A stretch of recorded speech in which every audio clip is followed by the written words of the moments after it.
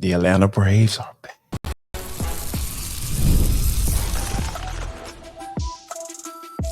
This is the Atlanta Sports Party, part of Locked On Sports Atlanta on the Locked On Podcast Network. Your team every day. Welcome into the Atlanta Sports Party, your home for the best Atlanta sports talk. It's local insight you can't get anywhere but right here at Locked On. I'm your host, Tenitra Batiste, and alongside me are Jarvis Davis and our award-winning Emmy award-winning co-host, Maria Martin. Yay, yay, yay. Girl, the Atlanta Sports Party is part of the Locked On Podcast Network, your team every day. So guys, Landry Fields has spoken. Are we good now? We'll download on it in the deep dive, and we will talk about giving flowers in Flowery Branch when we go around the metro. But first, let's talk about if the sample size is big enough to make you believe. So Maria, as our Emmy award-winning host, we like saying that because we like winners. We're going to let you go first. Don't look now, Maria, but the Atlanta Braves have won 6 of their last 7 games. They scored 6 runs, 7 runs, 9 runs, 7 runs in the 4 wins, and even scored 8 runs in a loss. So is this offense officially back on track? So I put that on Twitter and everyone was kind of mad at me because they didn't want me to speak it into existence. And Jarvis replied to my tweet and said, say it with your chest. Say it with your mother chest, like doggy. No, I mean, look, this is what we've been wanting, right? I mean, we've been talking on this podcast, like so annoyed that the Braves couldn't figure it out. And they were one of the worst offenses in baseball since April and just so uncharacteristic for what they know we can do. And finally, we're seeing, guys all throughout the lineup. I mean, you name it. It doesn't matter if you're hitting lead off Jarred Kelenic, which I like that spot for him. It doesn't matter if you're Ozzie Albies. Like, guys are contributing right now. So I don't want to say that they're fully back. I know that's not very fun, but I definitely think they're on the right track because I need to see a little bit more to be fully convinced just because we saw such a lull with this team, for months on end. So I need a little bit more from this offense to make me feel like they're back. But look, they look great. They're contributing in big ways. Ozzie Albies is going yard. Jarred Kelenic is hitting well in the leadoff spot. There's guys with multiple homer games, Sean Murphy. And so seeing all of those things makes me feel like they're putting the pieces together. I think they're just a hair behind being fully back as we know it with this offense.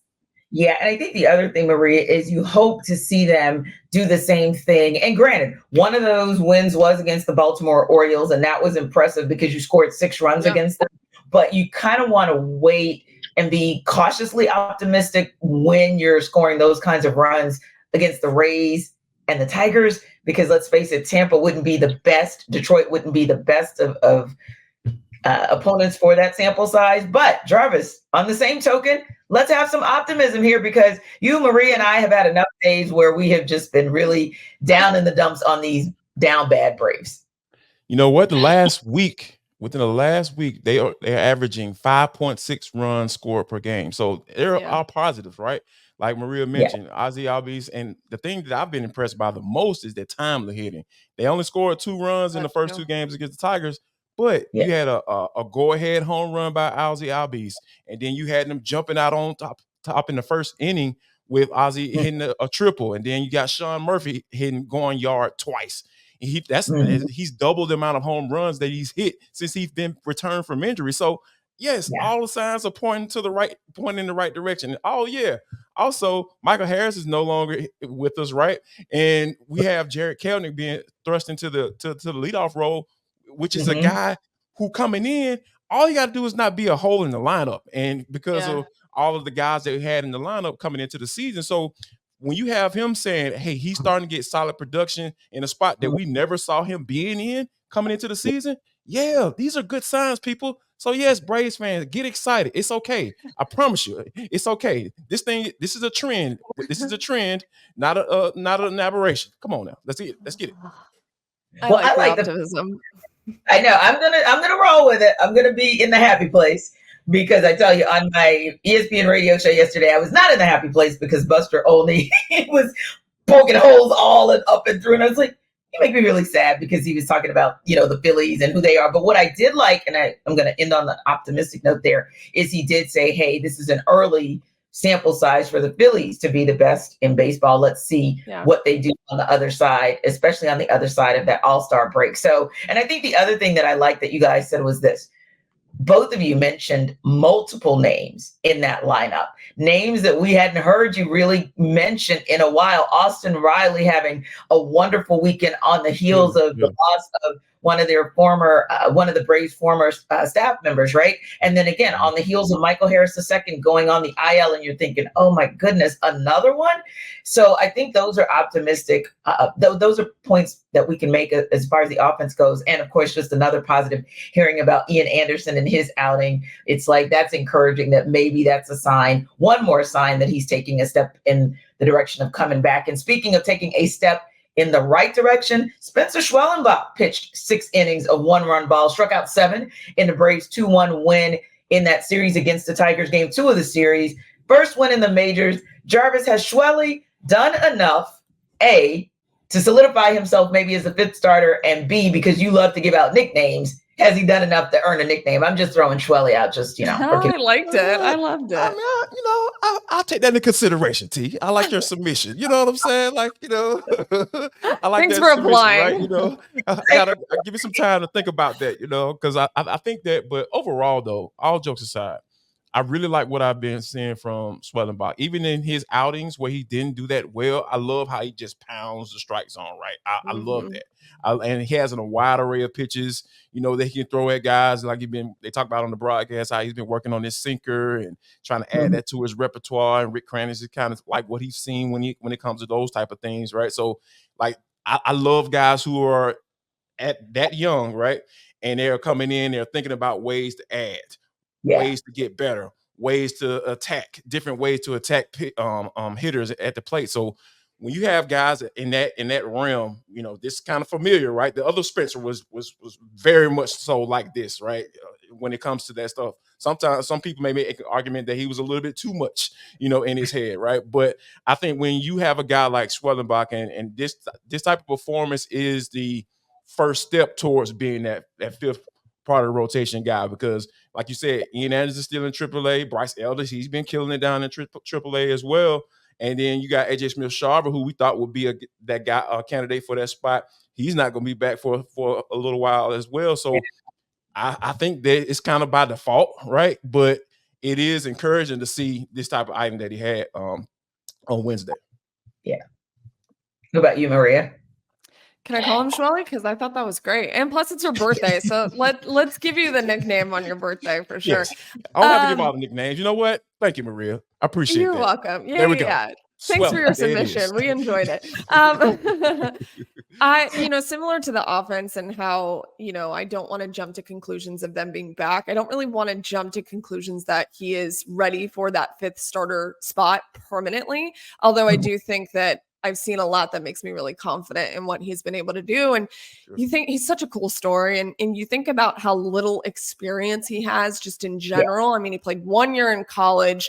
COVID kind of messed him up. He's had Tommy John surgery. He doesn't have a lot of experience in the minors. He started this season in High A Rome, jumped to AA, and then from AA came to the Braves. And I don't know that the big league club, obviously, I don't know that would have happened had all of these other injuries happen. And so it's a lot of baseball is just having your opportunity and capitalizing off of it. And he's certainly done that. And I think what's really interesting about some of the things that he said in his last outing is that he really relied on the cutter a lot. And he said that he never did that before. That is some big league stuff. I mean, he's relying on a pitch that really wasn't, I don't want to say completely familiar to him, but I think it's fascinating that he's learning on the fly. He's learning very quickly and showing you that he can give you consistent outings and go long in games. That's what you need from your starters. You need them to have, consistent innings and go kind of deep in games. And he's certainly done that. So give me a couple more starts and I might be sold on Schwelly. I'm just happy that we are in agreement that he's at least done enough for us to give him a nickname. So Braves, if you're listening, we have decided that he's done enough to be coined Schwelly. So Landry Fields has spoken, but are we good now? We'll download on it in the deep dive.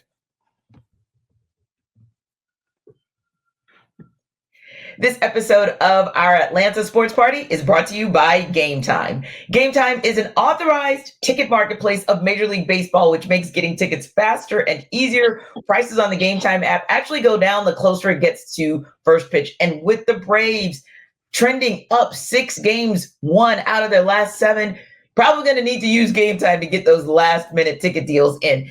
They're killer prices, views from your seat, lowest price guarantee. Game Time takes the guesswork out of buying MLB tickets. Now, they have some really cool features like priority last-minute deals. You can save up to 60% off buying last minute for sports, but also for concerts, comedy, theater, etc. Zone deals. Save even more when you choose a section and then let Game Time choose the seats. And they have a lowest price guarantee, or Game Time will credit you 110% of the difference. So take the guesswork out of buying MLB tickets with Game Time. Download the Game Time app, create an account, and use code LOCKEDON for $20 off your first pitch. So you can see first pitch, but it's $20 off your first purchase rather. And if you look at the Braves schedule, obviously, they are going to go back on the road. They're headed up to New York to take on the Yankees for interleague play. But if you want to get ahead of it, they'll be back home to take on the Pirates for a weekend series next Friday. Use Game Time to get ahead to get those tickets.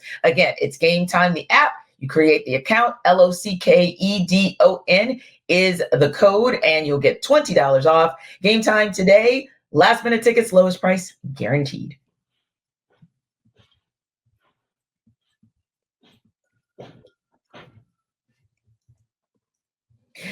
So, Jarvis, Landry Fields has spoken.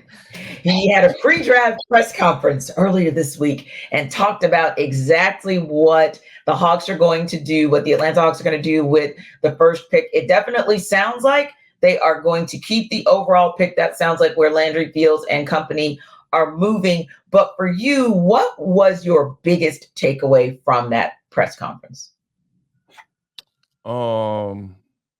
That we need to just go ahead and get to the draft. I am so tired of waiting to figure out where this organization is going. I don't understand. Resulting? Resulting is not a... Oh, okay. Continue. Isn't that the reason? Doesn't that justify our pay? Like, doesn't that justify what you do for a living? Like, what do you mean? See the person in the middle resulted with her MEC. Resulting matters, but just saying. Like, oh, what are we talking about here? Like, one of my biggest accomplishments in my life is being on a video game. Like, come on now. Like, I had to do something. Cool. I had to do something right to get on a video game. So, yeah, man, I'm into resulting, bro. Like, come on. Like, stop with that crap. And he talks about the process and all that stuff. Like, he's real big on that, right?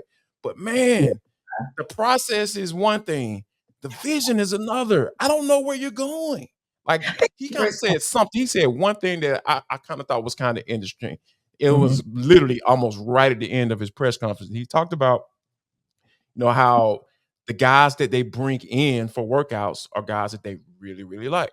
I know he's saying, like, well, they're not that interesting, Jarvis. Well, they haven't brought in Alex Sarr for a workout, right? So, the guy, you guys not really like him? And now I'm hearing reports about Donovan Clingan being a guy that they might potentially look at. I'm just like, man, he's 270 pounds, man. I don't care. I understand the whole Nikola Jokic thing, but yeah, it can't be an extreme, right? Jokic was drafted in the second round. The correction can't be, oh, now we drafting these big boys at number 1 overall again. No, we're not going back. We're not going back there. That NBA is gone. So yeah, I need for Landry Fields to know where he's going, because it doesn't feel like that. I just don't get that. That's my biggest takeaway. I don't get that he knows exactly where he's going. Yeah, I think that's a great call, Maria, because I think as much as I joke about resulting, I think most of us were hoping to hear something that sounded a little bit more competitive, that maybe the Hawks' mindset, their vision was moving into a direction of resulting versus developing, because developing just sounds like, hey, we want you as a fan base to wait just another 2, 3, 4 years until we get to the point of resulting. And while getting the number 1 pick kind of indicates there's going to be a little bit of development and kind of resetting, I'm not sure if that was a good message for the fan base to hear and feel like, oh, okay, we understand the vision, so we're going to be patient with the vision. But what did you take away from that presser? Yeah, I mean, we've talked so often about how this draft class is not as highly regarded as the last couple of years. So any of the top three that we're talking about, even Donovan, who is a recent, rise within the last week, none of these guys to me would be franchise altering next year. And I think that that's what Landry was saying, and I understand it, but I wish if you were going to talk about that and there was some development, there was a vision behind it, like you guys are talking about. There was a plan in place, like, hey, we are going to develop XYZ for the next couple of years, but don't worry because we have a plan to do this.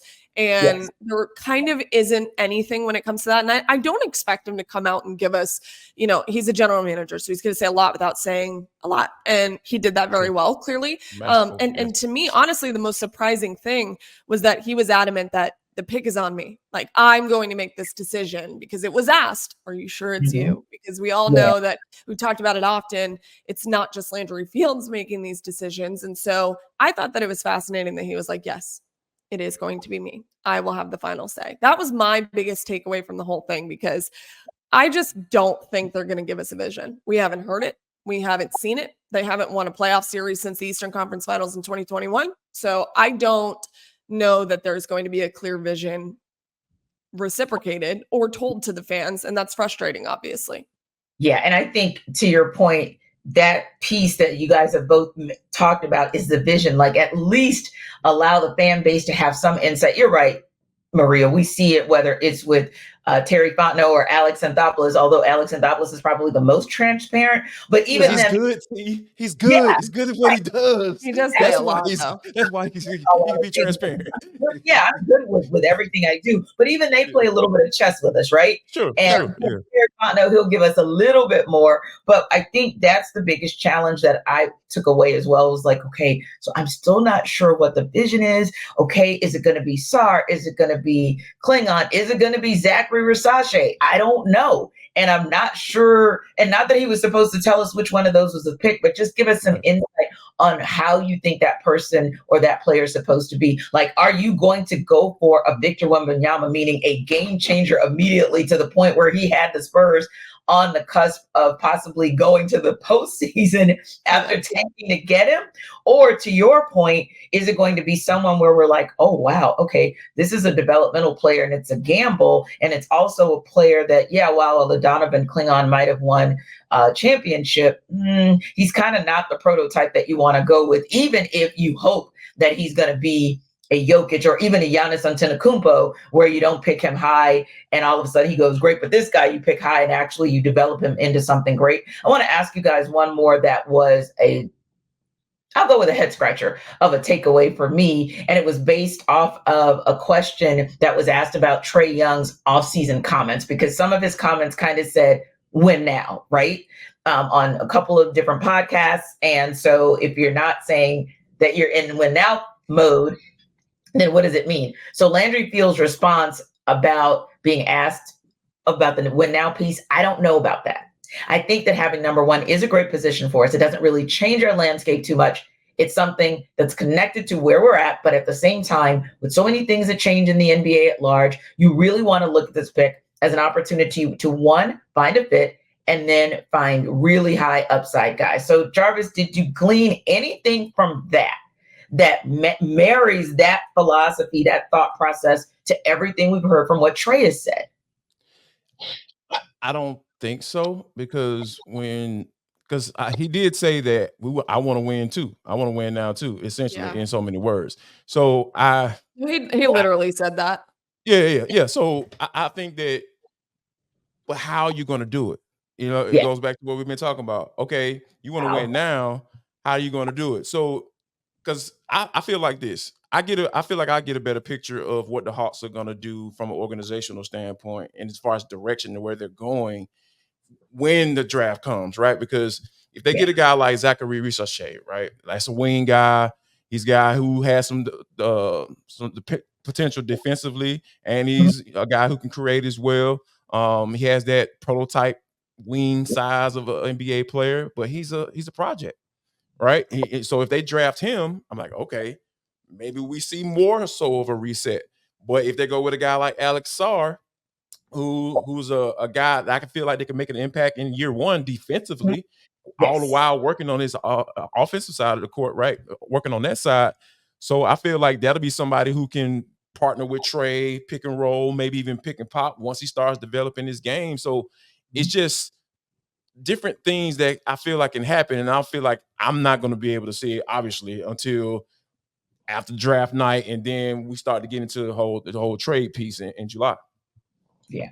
I think I wanted to go back to what you were talking about earlier just for a second. One thing, and it ties into what we're talking about right now. He said that if you would have asked me a week ago, it would have been a little bit more wide open. So what has changed in the last week for you to narrow down your pick? We never really got that answer from his press conference. Mm-hmm. They've had 5 weeks to do their homework, and they've done a good job, as anybody would. But the win now comments, like, I don't know anyone who doesn't want to win now. So I think it's important to mention that you want to win now, but how? Because you're not winning now with the team that you have right now. I mean, everybody knows that that's true. We've seen that play out over the last couple of years. So everyone that you're talking about, that you're thinking about picking up, and Alex Sarr has fallen off the conversation for some reason. Everyone else that you're discussing, how do they help you win now? Well, he didn't mention that at all. He said, these are guys that help in the future and whatever. It doesn't really change our position now. Okay, so then how do you change your position now? If the number one pick and keeping the number one pick doesn't change your position now and you're so excited about it, what changes? What are you going to do? We don't know. Yeah. We have no idea. And we've been talking about this for months. We have no idea what a win now Hawks team looks like because there hasn't been any move made to make you believe that they're on that trajectory at all. The conversation hasn't changed to where we understand what Trae Young brings to the table. So we're going to do everything in our possibility to build around him and be a contender. Haven't had that. Or we're going to go in a different direction and build for the future and draft Reed Shepherd and Trey and DeJounte. Or we're going to keep DeJounte. I'm not saying they have to come out and say it, but you got to say who you're going to keep, I feel. At least say who you're going to keep. Right. Or if exactly my point, like at least if you're not going to address it from the trade perspective, you can talk about it from the perspective of Jalen Johnson, because you could give him a rookie extension. Like, you're eligible to do that right now. Or what happens with, are you negotiating? Some message, something. Yeah. Right. Because we want to know. We know that Sadiq is on his way back as far as injury goes, but is he on his way back to the Hawks, or is Sadiq Bey moving on? Beat Craigie, Seth Lundy, so many of those guys where we're asking answer questions for Clint Capella. I mean, we don't know anything. Yeah, 1 year left on his deal. Can you get something out of him? Can you flip him for something? About DeAndre Hunter, just anything, like any little breadcrumb that says, oh, wait a minute. They're not going to tip their hands on the draft, but at least they're giving us some insight on what they're building on the rest of this roster that's going to strengthen this roster to give Trae Young or whomever is the leader of the pack the opportunity to get back in the race. Because as we know, whether it was trade deadline, shout out to the New York Knicks, or whether it was offseason, shout out to the Boston Celtics for going after Kristaps Porzingis and a Drew Holiday. The Mavericks too, yeah. Exactly, everybody else. But even in the Eastern Conference alone, you're top for it, and it actually paid dividends. So we shall see. I think the verdict is still out, but there's no verdict that's still out about giving out flowers and Flowery Branch. We are going to talk about that in Around the Metro.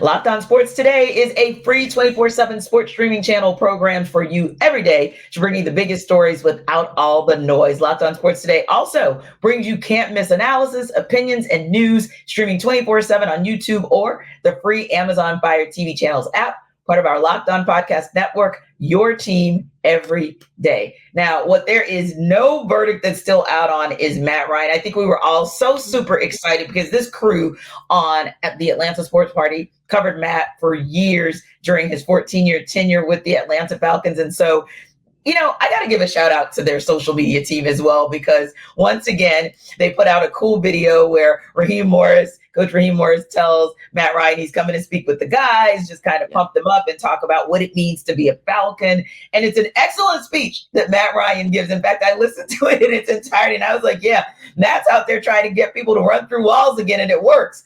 And then Raheem Morris surprises him and lets him know. Yeah, I'm like, dude, 2 is still on one. But it was so exciting to see it culminate in Raheem Morris letting him know that he was being inducted into the Ring of Honor this fall for the Falcons. Of course, also, we found out cool video with the announcement that Arthur Blank would be inducted into the ring as well. But man, Jarvis, what an exciting moment just to see it come full circle. And, I've said this, I say it unabashedly, that when you look at everything that he was able to do for this franchise, the number one Falcon kind of gets that number one spot. Yeah, it's really dope to watch because I remember the day when Matt was drafted back in 2008, and I was up here pumping my fist and trying to scream to the top of the mountain, "Draft Glenn Dorsey, please!" And then I was like, "I'm a dummy," because Matt Ryan is really, really good, and I was okay admitting that, right? Because when you think about what he just brings to the table, the professionalism. No scandal, and we know that all was intentional when it comes to Atlanta because we understand what happened in the past, right? But that is just he was just a consummate professional. Yeah. That's all I can say about Matt. You talking about over what 60,000 yards, 62,000 yards. It's a career, throwing the football, and maybe a called run, an audible to run the football from winning the Super Bowl and potentially being a strong candidate for the Hall of Fame. I know people want to put him in that conversation. Yeah, I think he should be in there, but I feel like a Super Bowl would have really solidified that along with that, league MVP. So yeah, it was just so dope to watch and just how he was just communicating with guys and he was talking about naming guys, obviously guys that are, names that everybody knows, but saying exactly what city they were from and just putting those guys together saying, "Hey man, this is the makeup of our city." And I was like, you're talking right. I'm talking about Sunday is something else, man, in Atlanta when the team is winning, but you gotta earn it. And I love the fact that he said that. So for him to be able to communicate or embody what an Atlanta Falcon is, and within that 6 to 7 minutes, I was just like, man, I was ready to put on some pads. I ain't gonna lie. Yeah, it was definitely exciting, Marie. I mean, I literally kind of at the end of it had a little tear in my eye because, it's tough when you're watching a guy who performs at the highest level, before, of course, the last couple of seasons when obviously he was on his way out, just a couple games missed in all of those years of playing, like the durability, and not just the durability, but the excellence within that time frame. And then just to kind of see that he still has so much passion and love for the game, so much love for the Falcons organization. I think it was just a classy move on their part. I think if you watch that video, keep in mind what happened on his way out of the franchise, right? Like he was done dirty, and it's a business. It's the NFL. Things happen. But that is so quintessential Matt. I mean, he is the consummate professional to a point where he can put all of the BS aside, everything that happened on his way out, and give that speech. That to me tells you everything you need to know about Matt Ryan. I mean, anybody else, a lot of other people would have been pretty hurt for a very long time, the way that things ended with Matt. And he is still wanting to be around the franchise, wanting to be around the guys. He still identifies himself as a Falcon. He describes his time in Atlanta as something you want to still be a part of. And this is such a cool city, and I'm honored to live here. And there's a lot of people who have to earn their work, who have to work very hard. And Matt, credited the city for being a bunch of people who work really hard, and they will celebrate you if you earn it. And I think that was really cool. It's a cool city to live in. Matt loves it. Him and his wife, Sarah, will live here forever. Their boys live here. They're never leaving. I was so fired up. I love the way they did it too, because they were like, "Oh yeah, thanks for the great speech. It was awesome." Obviously everybody's super fired up, but like, we got one more thing. And you could just tell like Matt was so genuinely honored and excited, and he's just about as genuine as they come. So I think it's frustrating that people want to tie 28-3 with Matt's career. I understand that happened, and it's never going to go away. And I think he understands that as well. But let's not forget what he did in the first half of that game and what he did in his entire career here in Atlanta. He was a tremendous quarterback who gave back on the field and off the field, the consummate teammate. I could not be happier for someone. Genuinely, I could not. Yeah, and let's not act like the second half was his fault either. So let's just continue to give him the flowers for. Let's focus on all exactly. Let's focus on all the great things that he did. And another guy that we were so excited to give flowers to because he was excellent, and we covered him for a number of years here in Atlanta. We were sorry to see him go to Boston.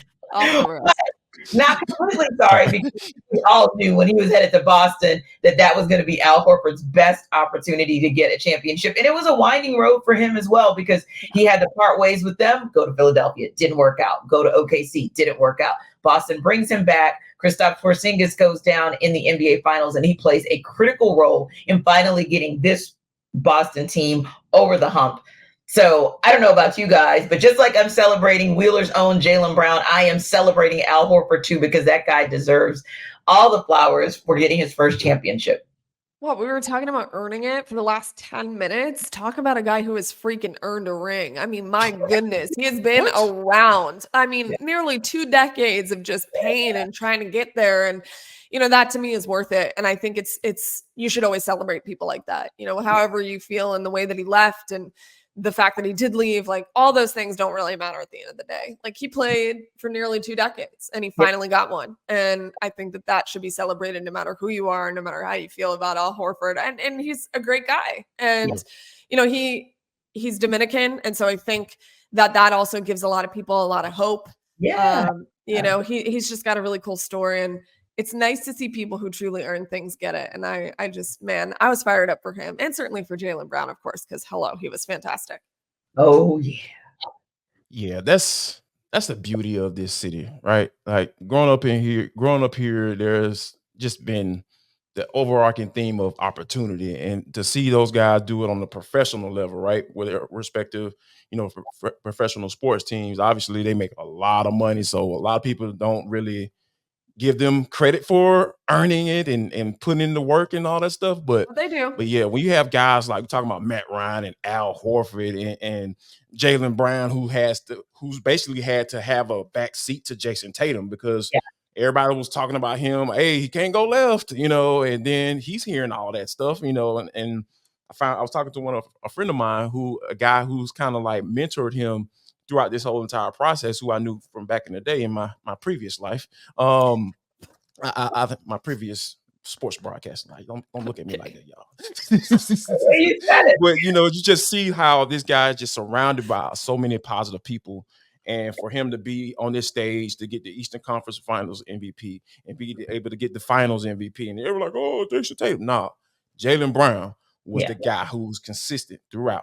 Consistency, grinding, putting in the work. So I'm not surprised at all. And shout out to Al as well, because we already know the consummate professional that he was when he was with the Hawks as well. Indeed. And take that NBA for snubbing Jaylen Brown on that All-Star, All-NBA team this year. But he'll be back next year, and you'll give him all the flowers he deserves. Listen, there's a big showdown at State Farm Arena tomorrow as the Atlanta Dream gets set to host the Indiana Fever. We are hopeful that Ryan Howard, who, of course, was also selected for the Women's Olympic 3-on-3 team, can go after a low leg injury in last night's game against the Minnesota Lynx. So definitely our thoughts and prayers are with our girl, Rye, and good luck to the Dream in tomorrow's showdown with the Indiana Fever, with Caitlin Clark and Aaliyah Boston coming to town. We appreciate you guys stopping by the Atlanta Sports Party. The Locked On Sports Atlanta YouTube channel is now streaming 24/7. It's all things Atlanta sports 24/7. And remember to like and subscribe to our YouTube channel. We are also free and available